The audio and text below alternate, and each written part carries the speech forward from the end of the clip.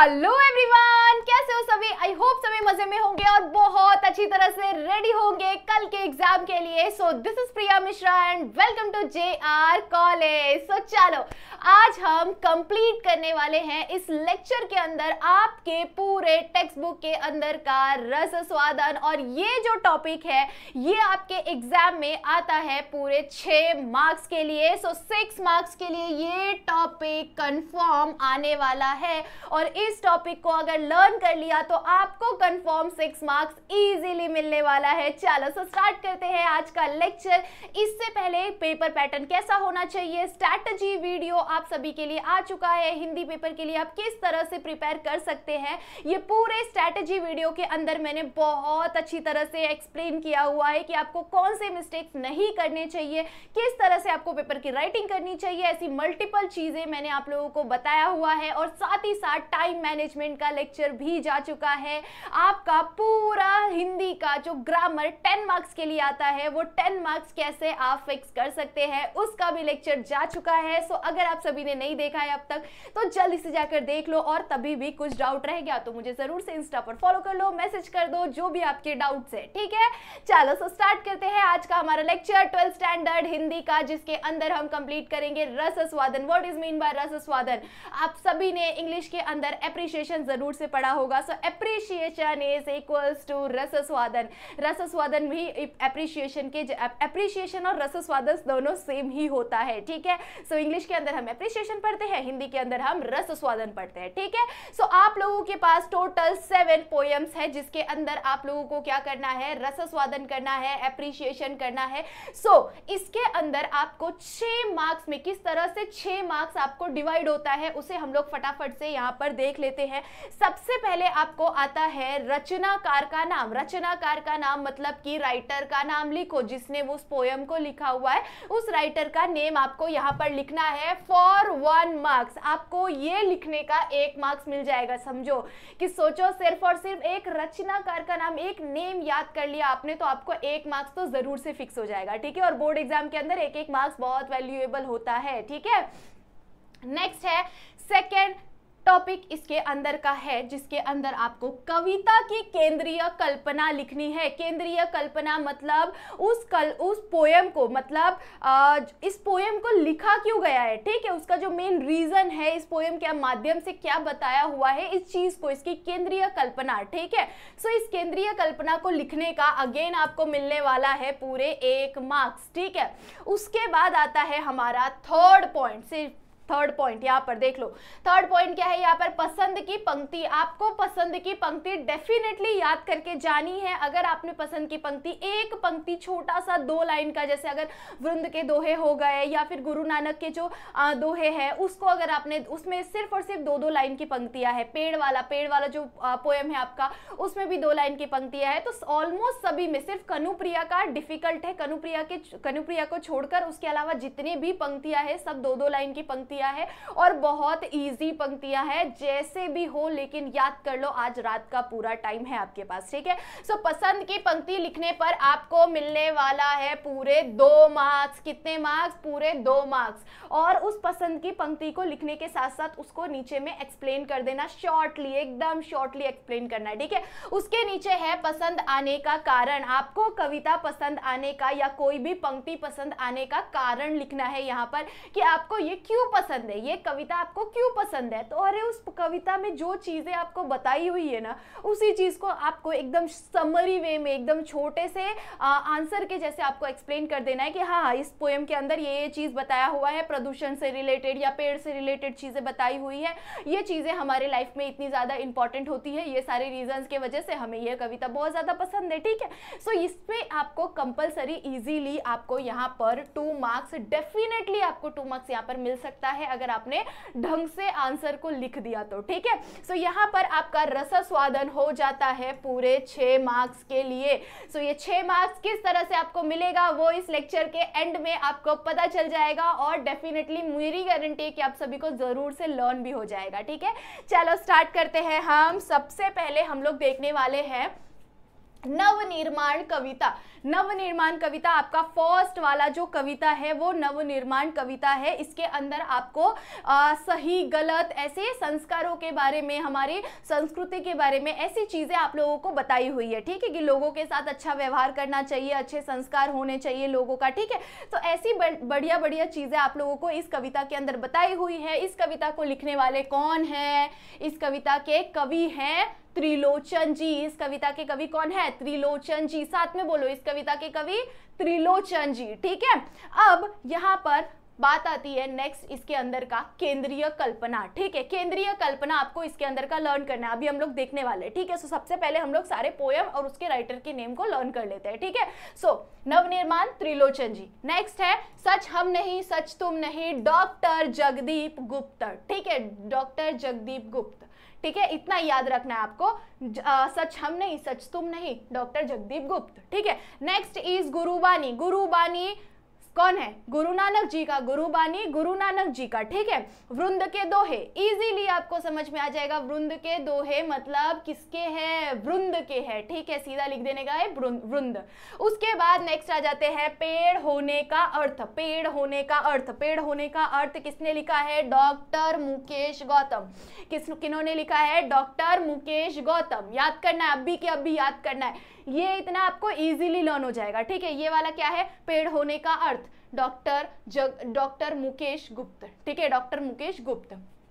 उसके बाद नेक्स्ट आ जाता है, यहाँ पर देखो दो ही डॉक्टर है, नहीं तीसरा थर्ड में है यहाँ पर कनुप्रिया, ठीक है। कनुप्रिया कृष्ण जी और राधा जी के बारे में बताया हुआ है कि राधा जी का किस तरह का व्यवहार था, राधा जी किस तरह की फीलिंग्स थी उनकी जब कृष्ण जी युद्ध लड़ने के लिए, महाभारत का युद्ध लड़ने के लिए उनको छोड़कर चले गए थे और इतने सालों तक वो युद्ध चल रहा था और उस युद्ध के टाइम पर राधा जी से मिलने वो कभी नहीं आए, ठीक है। सो ये जो उस टाइम पर राधा जी का जो विलाप था, जब लोग वहां से मर रहे थे, लोग वहां पर मर जा रहे थे और तब उनको रथ में उठा कर लेके आ रहे थे ना, उनका जो शव था वो देख कर राधा जी को कैसा फील हो रहा था, उनकी पूरी फीलिंग के बारे में उस कनुप्रिया कविता के अंदर बताया हुआ है, ठीक है। अभी टाइम नहीं है तो हम एक्सप्लेन नहीं कर सकते बहुत बड़ा, ठीक है। चुनिंदा शेर, चुनिंदा शेर के अंदर किसने लिखा हुआ है? चुनिंदा शेर कविता किसने लिखा हुआ है? कैलाश शेंगर, ठीक है, कैलाश शेगर, इन्होंने ये लिखा हुआ है, शेगर, ठीक है, कैलाश शेगर लिखा हुआ है इस कविता को। उसके बाद आ जाता है कनुप्रिया। कनुप्रिया किसने लिखा हुआ है? डॉक्टर धर्मवीर भारती, डॉक्टर धर्मवीर भारती, इन्होंने ये कविता लिखा हुआ है जो कि है कनुप्रिया, ठीक है। आई होप सो आप सभी को इतना लर्न हो गया होगा, ठीक है। अब इसके आगे अगर हम लोग बात करें तो नेक्स्ट आ जाता है केंद्रीय कल्पना, ठीक है। सो यहाँ पर मैंने पेन से लिख के रखा हुआ है, आई होप सो सभी को एटलीस्ट इतना तो भी समझ में आ रहा होगा कि जिससे आप समझ सकते हैं, ठीक है। बहुत बड़ा आपको ऐसा नहीं है कि एकदम मतलब मैंने बढ़िया तरीके से आपको पूरा यहाँ पर दिखना ही चाहिए, आपको बस ध्यान से सुनना है, सुन के आपको लर्न करने का ट्राई करना है, ठीक है। ध्यान से बस मेरी बातें सुनो, आपको जितना हो सके उतना मैं लर्न करवाने का ट्राई करूंगी, ठीक है। चलो अभी यहाँ पर आपको सबसे पहली कविता जो कि है नवनिर्माण, उसके बारे में मैंने यहाँ पर लिखा हुआ है, ठीक है। जितना पॉसिबल हुआ है उतना मैंने ट्राई किया है आप सभी के लिए शॉर्ट में लिखने का, ठीक है। सो सबसे पहले आप लोगों को नवनिर्माण कविता के कवि कौन है? त्रिलोचन जी। कौन है? त्रिलोचन जी। एंड उसकी केंद्रीय कल्पना, केंद्रीय कल्पना का मतलब क्या होता है? केंद्रीय कल्पना मतलब उस कविता के माध्यम से उस कविता को लिखा ही क्यों गया है, ठीक है। सो इसे हम लोग क्या कहते हैं? केंद्रीय कल्पना। जैसे सेंट्रल आइडिया होता है ना, कि आप लोग इंग्लिश में लिखते होंगे, है ना। सो उसी तरह से यहाँ पर केंद्रीय कल्पना लिखना है, ठीक है। चलो सो यहाँ पर देख लेते हैं क्या बोला हुआ है केंद्रीय कल्पना के अंदर। प्रस्तुत कविता में मतलब कि इस कविता के माध्यम से प्रस्तुत कविता में संघर्ष करने अत्याचार, विषमता तथा निर्बलता पर विजय पाने का आह्वान किया गया है। इस कविता में किस चीज पर आह्वान किया गया है, किस चीज के बारे में बताया गया है? इस कविता के माध्यम से कवि ने इस कविता में संघर्ष करने, अत्याचार, विषमता और तथा निर्बलता पर विजय पाने का आह्वान किया गया है तथा समाज में समानता, स्वतंत्रता एवं मानवता की स्थापना की बात कही गई है। मतलब कि इस समाज के अंदर समानता होनी चाहिए, स्वतंत्रता होना चाहिए, लोग अपने विचार खुद से कर सकते हैं, ऐसी बहुत सारी अलग अलग तरह की चीजें इस समाज के अंदर होनी चाहिए। कौन कौन सी चीजें? समानता, स्वतंत्रता एवं मानवता की स्थापना की बात कही गई है इस कविता के माध्यम से। ठीक है, सो आई होप सो आपको समझ में आ रहा होगा। ठीक है, साथ में बोलना है, इस प्रस्तुत कविता के माध्यम से कवि ने संघर्ष करने, अत्याचार, विषमता तथा निर्बलता पर विजय पाने का आह्वान किया गया है तथा समाज में समानता, स्वतंत्रता एवं मानवता की स्थापना करने की बात कही गई है। ठीक है, सो आई होप सो आपको लर्न हो गया होगा। ठीक है, उसके बाद आता है पसंद आने का कारण। पसंद आने का कारण यहाँ पर मैंने लिखा हुआ है, इससे पहले आप लोगों को थर्ड पॉइंट लिखना है जो कि है पसंद की पंक्ति। ये पंक्ति आपको क्यों पसंद है? कोई भी एक पसंद की पंक्ति आपको लिखनी है पूरे पोयम के अंदर से। कोई भी एक 4 लाइन की पंक्ति, आप लोगों को इसके अंदर 4-4 लाइन की पंक्ति है, तो कोई भी 4 लाइन की एक पंक्ति याद कर लो, कैसे भी याद करो, क्योंकि याद कर लोगे तो 2 मार्क्स मिलने वाले हैं आपको। इसके 2 मार्क्स इजीली मिल जाएंगे, समझ रहे हो?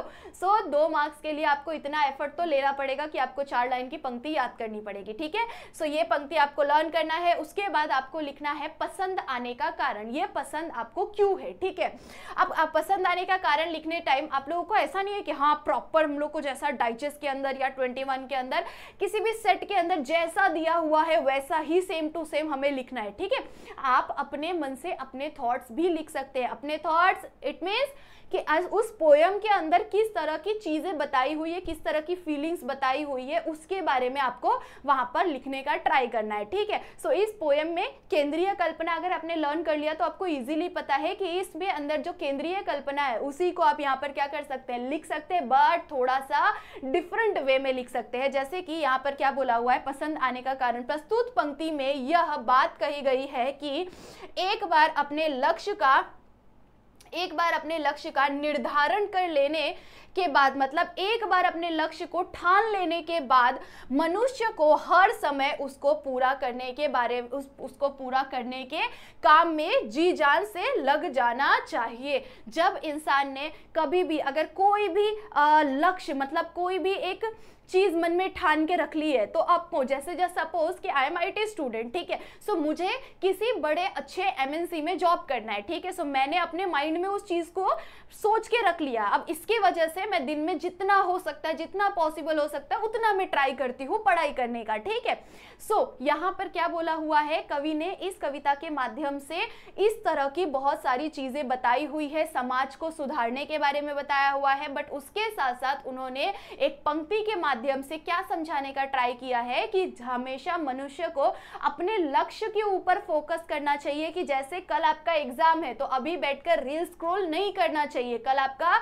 जो लक्ष्य है उस लक्ष्य के ऊपर आपको क्या करना चाहिए, फोकस करना चाहिए, ध्यान रखना चाहिए। ठीक है, सो आई होप सो आपको समझ में आ गया होगा पसंद की पंक्ति के बारे में यहाँ पर लिखा हुआ है। तो आप जिस भी पंक्ति को लिखे, अगर आपको उस पंक्ति को एक्सप्लेन करने नहीं आ रहा है तो आप इस चीज को एक्सप्लेन कर सकते हैं। आप केंद्रीय कल्पना को थोड़ा सा और बड़ा करके एक्सप्लेन करने का ट्राई कर सकते हैं। कि जैसे कि प्रस्तुत कविता के माध्यम से कवि जो है त्रिलोचन जी, ठीक है, सो प्रस्तुत कविता के माध्यम से कवि त्रिलोचन जी ने हमें अपने जीवन में मानवता लाना, स्वतंत्रता तथा समाज को सुधारने के बारे में कहा है इस कविता के माध्यम से। और हमें बहुत सारी अलग अलग चीजों की प्रेरणा दी गई है, जैसे कि अपने लक्ष्य पर हमेशा ध्यान केंद्रित करते रहना चाहिए, अपने लक्ष्य से कभी भी भटकना नहीं चाहिए। अगर कोई इंसान अपने लक्ष्य से भटक जाता है तो उसे सफलता कभी नहीं मिलता है उसके जीवन में। तो इस तरह से आप क्या कर सकते हैं,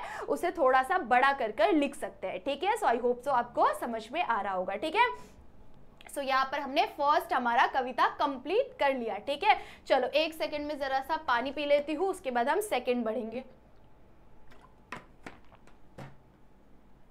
सो नेक्स्ट पोयम इज गुरुबानी।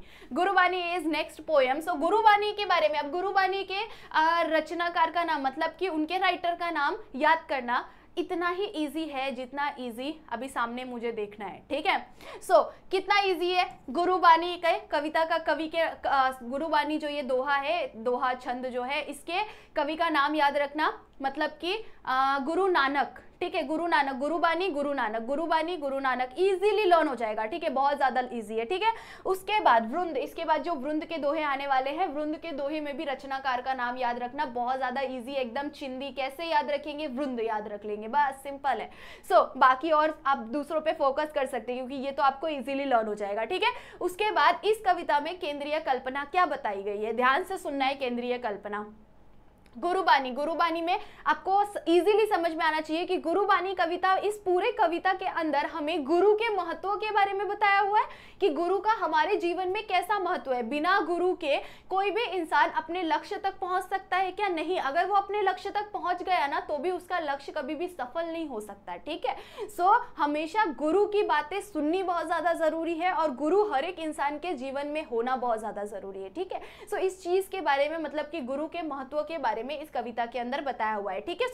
इस केंद्रीय कल्पना के अंदर आप क्या लिखेंगे, प्रस्तुत दोहे पदों में गुरु के महत्व, गुरु के महत्व, ईश्वर की महिमा, भगवान की जो महिमा है, गुरु के महत्व को, ईश्वर की महिमा को बताया गया है, ईश्वर की महिमा तथा प्रभु का नाम स्मरण करने से, भगवान का नाम स्मरण करने से ईश्वर प्राप्ति की बात कही गई है। मतलब कि अगर आप भगवान का नाम लेंगे, सबसे पहले क्या बोला हुआ है, प्रस्तुत पंक्ति के माध्यम से, प्रस्तुत कविता के माध्यम से कवि गुरु नानक जी ने गुरु के महत्व को बताया है, गुरु के महत्व को बताया है तथा प्रभु की महिमा के बारे में बताया हुआ है, प्रभु की महिमा के बारे में बताया। और अगर हमने प्रभु के नाम को जपा तो ईश्वर की प्राप्ति कैसे होती है, इस चीज के बारे में इसमें बताया हुआ है, ठीक है। सो ऐसे आप लोग इजीली लर्न कर सकते हो, ठीक है। उसके बाद आता है पसंद की पंक्ति, 2 लाइन की पंक्ति है, सिंपल 2 लाइन की पंक्ति, 2 लाइन की पंक्ति याद करोगे 2 मार्क्स मिल जाएगा, बहुत सिंपल है, फटाफट से लर्न कर लो, ठीक है। उसके बाद पसंद आने का कारण, पसंद आने का कारण क्या है, ये पंक्ति आपको क्यों पसंद है, ऐसी चीजें आपको यहाँ पर लिखनी है, ठीक है।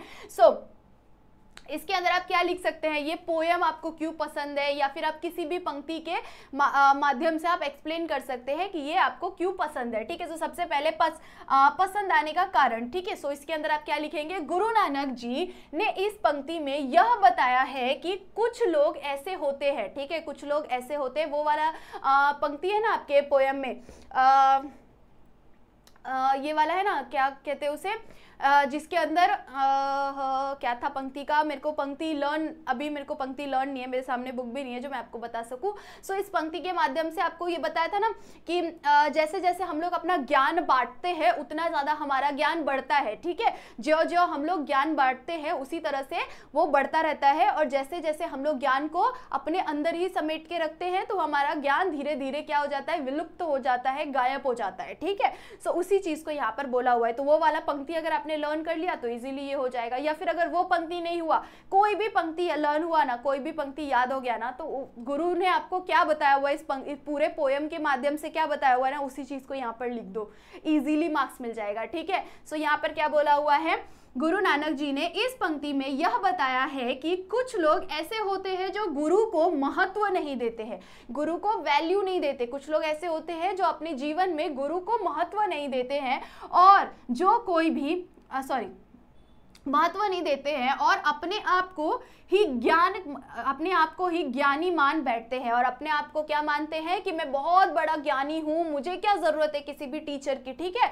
सो कुछ लोग ऐसे होते हैं जो अपने जीवन में गुरु को महत्व नहीं देते हैं और अपने आप को ही ज्ञानी मानते हैं। गुरु नानक ऐसे लोगों की तुलना उन 3 के पेड़ों से करते हैं। ऐसे लोगों की तुलना मतलब कि गुरु नानक जी ने ऐसे लोगों की तुलना ऐसे पेड़ पौधों से की है जो बिन किसी चीज को लगाए हुए, जैसे अगर जैसे बोलते हैं ना, किसी को शिक्षा देकर अगर हम उसे आगे लेके जाते हैं तो वो एक अच्छा वैल्यूएबल कहलाता है ना। सो उसी तरह से जो गुरु नानक जी जो है वो क्या कह रहे हैं कि उन्हें ऐसे पेड़ पौधों की तुलना की गई, ऐसे पेड़ पौधों से उनकी तुलना की जाती है जो अपने आप ही उग जाते हैं, अपने आप ही उग जाते हैं। उनके अंदर फल भी होता है, फूल भी होता है, सब कुछ होता है, पत्ते भी होते हैं, फल भी होता है, फूल भी होता है, लेकिन उनके फलों के बीच में बीज नहीं होता है। मतलब कि लोग उनके फलों का इस्तेमाल नहीं करते, लोग उनके पत्तियों का, फूलों का इस्तेमाल नहीं करते, उन्हें किसी भी तरह से कोई भी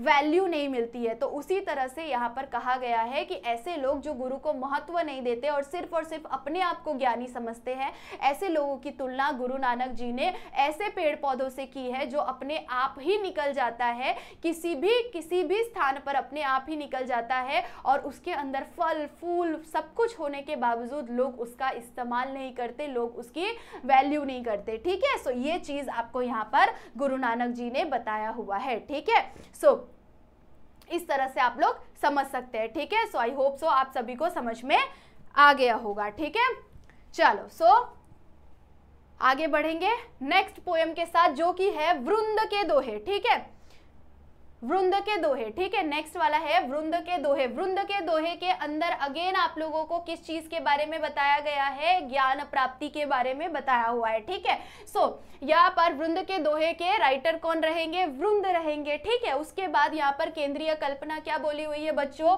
प्रस्तुत दोहे में कोई नीतिपरक बातों की सीख दी गई है। क्या बोला हुआ है? प्रस्तुत दोहों में कई नीतिपरक मतलब कि कौन से नियमों, ऐसे नीतिपरक बातों की सीख दी गई है। इस तरह कविता की केंद्रीय कल्पना नीतिपरक बातें हैं। ठीक है, इस कविता की केंद्रीय कल्पना क्या है? नीतिपरक बातें। क्यों? क्योंकि इस कविता के माध्यम से कई नीतिपरक बातें बताई गई है। ठीक है, उसके अंदर यहाँ पर आपको वो जो मैंने अभी बोला था ना, वो वृंद के दोहे का था। ठीक है, जो जैसे जैसे हम ज्ञान को बांटते हैं वैसे वैसे, मतलब दुनिया में सिर्फ एक ही ऐसी चीज है जिसे बांटने से बढ़ता है, जो कि है ज्ञान। अगर आप ज्ञान को जितना बांटोगे उतना आपका ज्ञान बढ़ता है। जितना आप ज्ञान को सिर्फ अपने तक समेट के रखोगे आपका ज्ञान धीरे धीरे विलुप्त हो जाएगा। ठीक है, सो वही चीज यहाँ पर बताई हुई है। यहाँ पर आप पसंद की पंक्ति लिख सकते हैं। मैंने जो पंक्ति बताया वो लिखोगे तो बहुत अच्छी बात है।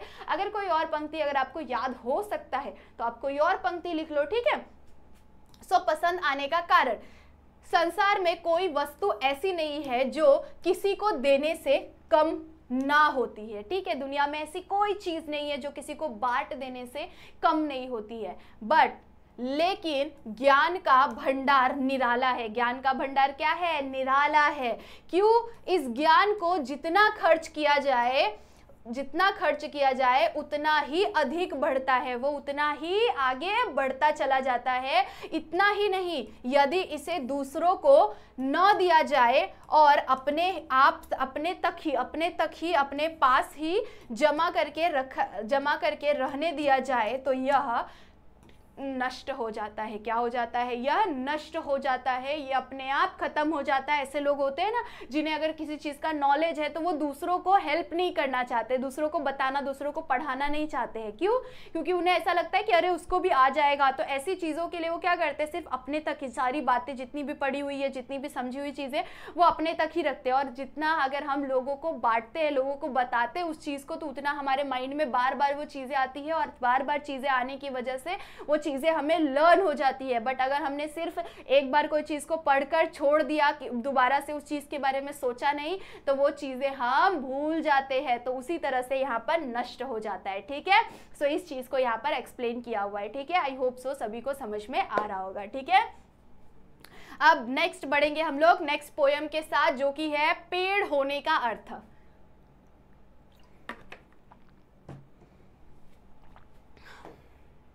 यस, पेड़ होने का अर्थ। पेड़ होने का अर्थ मतलब इस कविता के माध्यम से आपको पेड़ के वैल्यू के बारे में बताया हुआ है, पेड़ के महत्व के बारे में बताया हुआ है कि किस तरह से इस जो कविता है, ये जो पेड़ होने का अर्थ, ये जो कविता है, इस कविता के कवि कौन है? डॉक्टर मुकेश गौतम। डॉक्टर मुकेश गौतम। और डॉक्टर मुकेश गौतम जी ने इस कविता के माध्यम से आप सभी को पेड़ के महत्व के बारे में बताया हुआ है। अगर पेड़ की जो जैसी भावना है, क्या कौन सी भावना है पेड़ की? परोपकार की भावना है। परोपकार की भावना मतलब कि लोगों के ऊपर उपकार करने का, पर कभी भी उनसे कुछ लेने का नहीं। सिर्फ और सिर्फ पेड़ ही ऐसा है जो हमेशा हमें देता है, पर हमसे कभी भी कोई भी चीज लेता नहीं है। ठीक है, हमेशा पेड़ से हम लोग क्या क्या चीजें लेते हैं? फल हो गया, फूल हो गया, बहुत सारे ऑक्सीजन हो गए, बहुत सारी अलग अलग चीजें हैं। पेड़ है तभी मिट्टी को जोड़ कर रखा हुआ है, लैंडस्लाइड्स नहीं होते हैं। अगर पेड़ ज्यादा से ज्यादा काट दिए जाए उतना ज्यादा लैंडस्लाइड्स भी होते हैं, क्योंकि पेड़ की जो जड़ें हैं ना वो मिट्टी को बांध के रखती है। ठीक है, ऐसी जो चीजें हैं ये सभी चीजें पेड़ के अंदर है। पेड़ के अंदर जो भावना है, कैसी भावना है उसकी? परोपकार की भावना है। पर मानव के अंदर होती है क्या ऐसी भावना जो दूसरों की हेल्प करे, बदले में उससे कुछ ना मांगे? ऐसी भावना नहीं होती। इसीलिए उन्होंने इसके माध्यम से, इस कविता के माध्यम से मानव को परोपकार की भावना को सिखाया है। ठीक है, केंद्रीय कल्पना क्या है बच्चों इसका? सब कुछ दूसरों को देकर जीवन की सार्थकता सिद्ध करना। सब कुछ दूसरों को देकर जीवन की सार्थकता सिद्ध करना। पेड़ मनुष्य का बहुत बड़ा शिक्षक है। पेड़ मनुष्य का हौसला बढ़ाता है। वह उसे समाज के प्रति जिम्मेदारी का निर्वाहन करना सिखाता है। मतलब पेड़ जो है वो हमें हौसला देता है, वो हमें सिखाता है। क्या सिखाता है? हमें हमारे समाज के प्रति हमारी जिम्मेदारी को सिखाता है। क्यों? कैसे? पेड़ जो है वो किस तरह से हमारे साथ में रहता है, तो वो हमारे साथ परोपकार की भावना करता है, हमें सब कुछ देता है। उसके बाद जो भी पेड़ में जो भी फल आते हैं, फूल आते हैं, लकड़ियाँ आते हैं, पत्ते आते हैं, जो भी चीजें हैं वो सभी चीजें हम लोग इस्तेमाल करते हैं। हमेशा वो हमें हेल्प करता है, बट बदले में हमसे कुछ नहीं मांगता है। तो वैसी भावना लोगों के अंदर होनी चाहिए। हमारी जिम्मेदारी है कि हम हमारे समाज में लोगों की हेल्प करें। ठीक है, और ना ही उनसे दोबारा कुछ मांगने का ट्राई करें। ठीक है, ऐसी चीजें वो सिखाने का ट्राई करता है। क्या इसकी केंद्रीय कल्पना? सब कुछ दूसरों को देकर जीवन की सार्थकता को सिद्ध करना। पेड़ मनुष्य का बहुत बड़ा क्या है? शिक्षक है। पेड़ मनुष्य का बहुत बड़ा शिक्षक है। पेड़ मनुष्य को हौसला बढ़ाता है। पेड़ मनुष्य का हौसला बढ़ाता है। क्या? किस लिए? वह उसे समाज के प्रति जिम्मेदारी की निर्वाहन करना सिखाता है, जिम्मेदारी का निर्वाहन करना सिखाता है। हमें पेड़ होने का अर्थ, ये जो कविता है इसकी केंद्रीय कल्पना के अंदर बस इतनी ही बातें लिखनी है। ठीक है, उसके बाद आता है पसंद की पंक्तियां। पसंद की पंक्तियां के अंदर आपको लर्न करना पड़ेगा। पसंद की पंक्ति, इसके अंदर कुछ भी मैं बता नहीं सकती आपको। ठीक है, उसके बाद पसंद आने का कारण, क्यों पसंद है आपको, क्यों पसंद है? सब में सेम लिख दो। ठीक है, सब में सेम लिख दो। कोई भी पंक्ति लिख रहे हो, अगर नहीं याद आ रहा है, ठीक है, पंक्ति याद नहीं आ रहा है, छोड़ दो उस पंक्ति को। पंक्ति याद नहीं आ रहा है तो क्यों आपको वो कविता पसंद है उसका रीजन लिख के आ जाओ। ठीक है, ये वाला जो है ना, ये बाकी जो 3 है ना, इन 3 को छोड़ने का बिल्कुल ट्राई मत करना बच्चों, क्योंकि ये इसके अंदर आप लोगों को इजीली आराम से आप लोगों को 3 मार्क्स फिक्स मिल सकता है, 4 मार्क्स फिक्स मिल सकता है।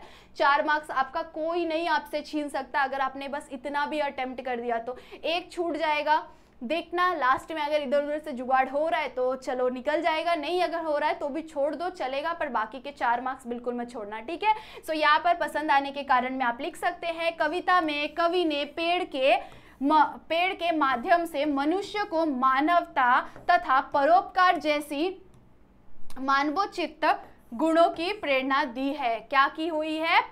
इस कविता के माध्यम से कवि ने कवि ने पेड़ के माध्यम से मानवता तथा परोपकार की भावना, मनुष्य को मानवता और परोपकार की भावना के बारे में सिखाया हुआ है। क्या सिखाया हुआ है? कवि ने इस कविता के माध्यम से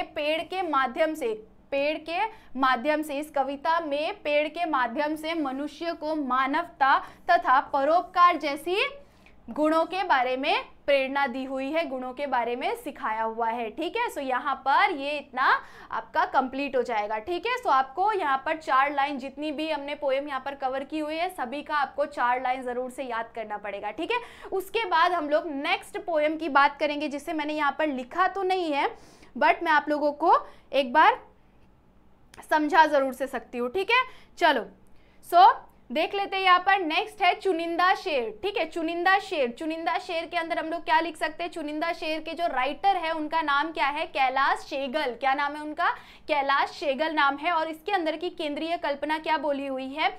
इस कविता के माध्यम से उन्होंने जो नदियां हैं, ठीक है, अलग अलग जो नदियां हैं वो हमें किस तरह से, नदियों का किस तरह से हमारे जीवन में महत्व है, इस चीज के बारे में पोयम है, ठीक है। सो इसके अंदर प्रस्तुत कविता में कवि की रचनाओं के प्रभावशीलता परेशानियों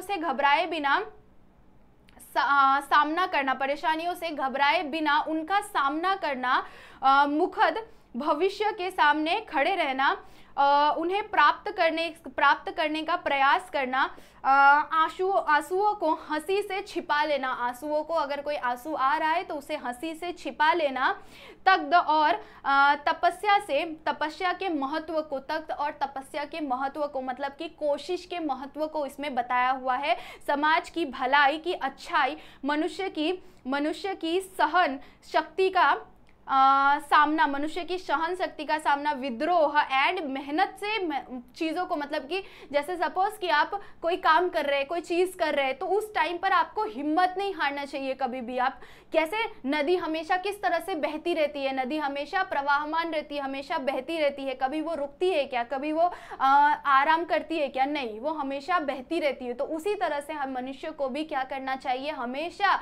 आगे बढ़ते रहना चाहिए, अपने आंसुओं को हंसी में बदल लेना चाहिए। अगर कुछ भी तकलीफ आ रहा है जीवन में तो हमें उस तकलीफ का हंसते हंसते सामना करना चाहिए, एकदम डट के सामना करना चाहिए, ना कि हार कर साइड में बैठ जाना चाहिए। ऐसी चीजें आपको केंद्रीय कल्पना के अंदर लिखना है। कौन से में?